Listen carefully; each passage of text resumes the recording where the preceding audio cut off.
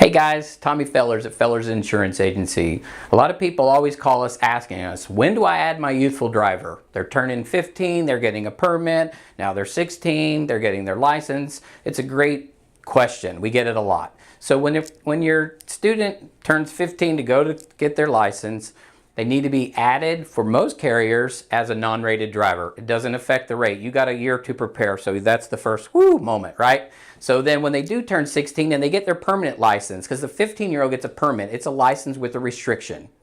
Once they get their permanent license, they need to be added so they're properly covered in the event that they have a loss. They will be covered as a 15-year-old, but it's always important to add them when they turn 16 and get that permanent license. The other question is, what kind of discounts do I get for having a youthful driver? Well, there's not a lot. There's really two that really can affect it. One is a B average or better.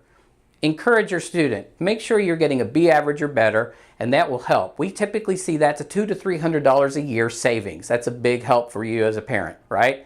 In addition to that, there's driver's training. Most students do this. They go to driver's training class, they go through the class, they get that discount as well. So those two items are important. The other thing is to be very imperative that they drive safely, because they keep their driving record clear, the rate stays down. It will escalate as their activity escalates.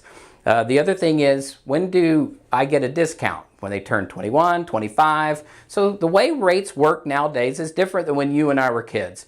It used to be at 16 and 21 females got rated as adults and males 25. Now a 16-year-old is going to pay more typically than a 17. 17 is going to pay more than an 18, and so on and so forth. So as long as they're keeping those good grades, as long as they're keeping their driving record clear, they're going to get better rates as they get more driving experience. That makes sense, right? So the last thing is, when your kid goes away at school, what should you do? If they're going to another place in Texas, give us a call, because it might be that that is a better rate if they're taking their vehicle with them. So that could be a small college town, and you could get the rate for that small college town versus DFW.